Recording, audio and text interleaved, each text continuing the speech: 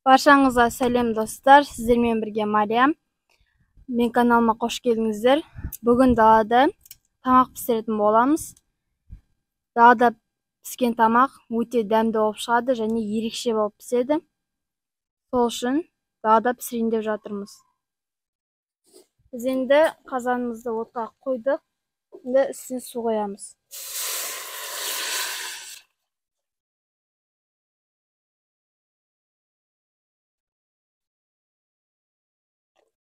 Енді біз суға ет саламыз.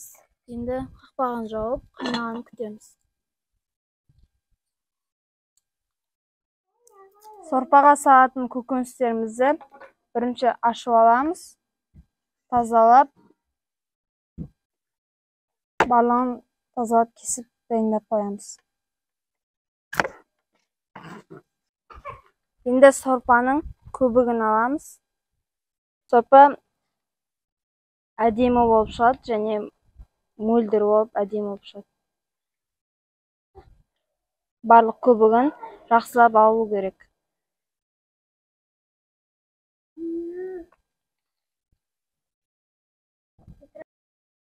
Енді біз жуаны ашып турап дайындап алдық. Енді жақсылап турап аламыз. Ұсақтап турау керек. Енді біз болгарский перісті тазаладық. Оны да ұсақтап тураймыз. Енді біз сәбізді де тазалап алдық. Оны да ұсақтап тураймыз. Міне біз көбігін алып тазалап алдық сорпаны. Енді тураған көкөністердің барлығын салатын боламыз.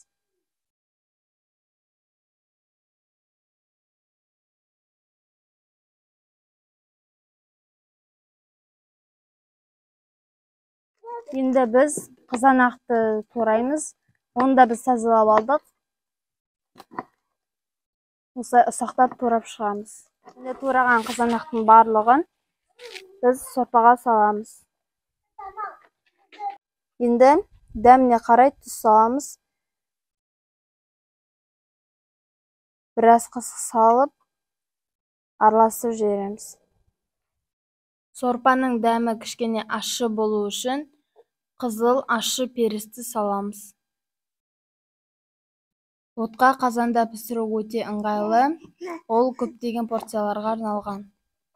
Ондағы тағамдардың барлығы өте дәмді болып шығады және барлық ингредиенттер өз пайдалы қасиеттерін сақтайды.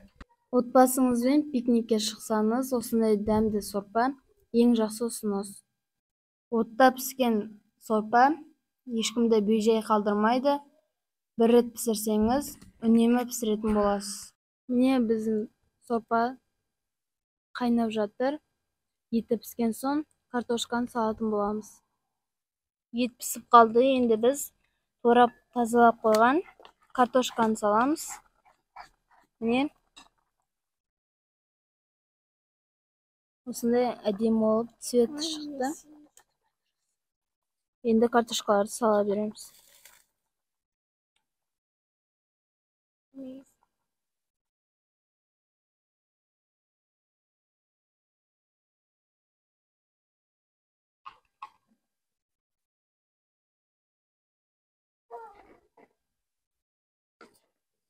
Енді біз лавровый лист саламыз сорпаға.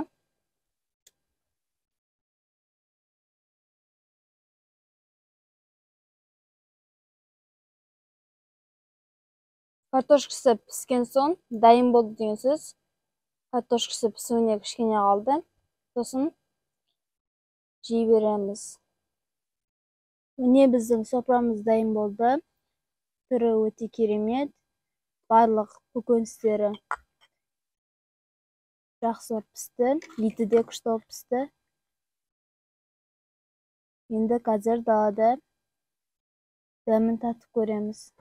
Не енді біз сорпамызды ішіп көретін боламыз. Мінекей достар, біздің сорпамыз дайын болды.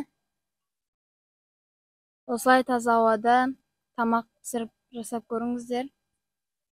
далада піскен тамақтың орны ерекше. Видеоны соңына дейін қарағандарыңызға рахмет. Сіздермен болған Мариям. Барлығыңызға ас болсын.